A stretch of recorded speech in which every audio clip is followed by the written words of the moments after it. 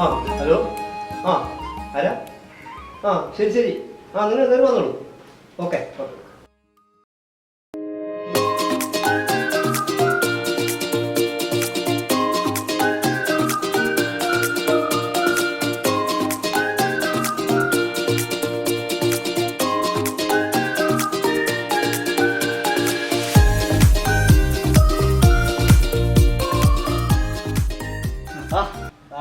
ആളൊരു കോള് വരുന്നുണ്ടോ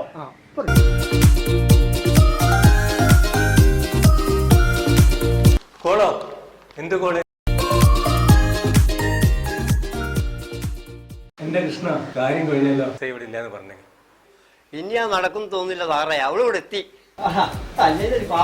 ആ നിങ്ങളെ എസ് ഇല്ലേ ഇവിടെ ആ എന്നാ ഒന്ന് വിളിക്കി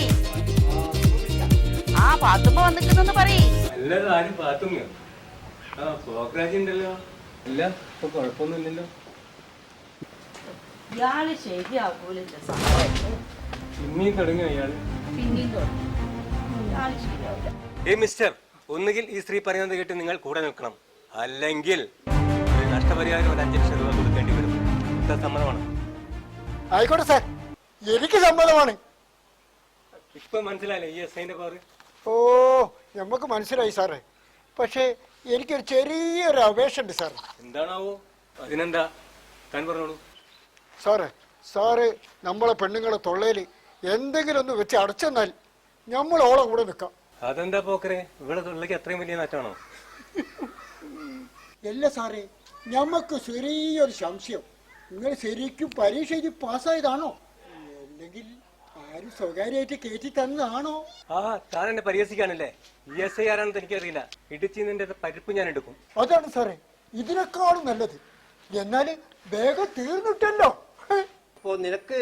പോലീസ് നിയമത്തിനെയും ഒന്നിനെയും നിനക്ക് പേടിയില്ല അല്ലടാ അത് കേട്ട് മടുത്ത് സാറേ ആ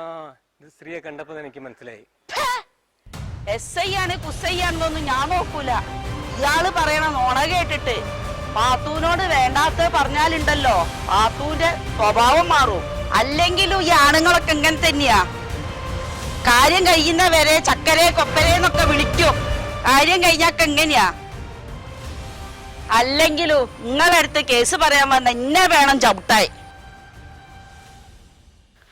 ഇയാളെ കേസ് തീർക്കാം പാത്തുമാക്കറിയാം അത് നിങ്ങളെ പോലീസും പട്ടാളൊന്നും വേണ്ട കേട്ടോ ബരി മനുഷ്യ നിങ്ങളെ സൂക്കേട് ഞാൻ തീർത്തുതരാം ബരി നമ്മുടെ പാത്തും പൊയ്യാപ്പലും വരുന്നുണ്ടല്ലോ പാലേട്ടാ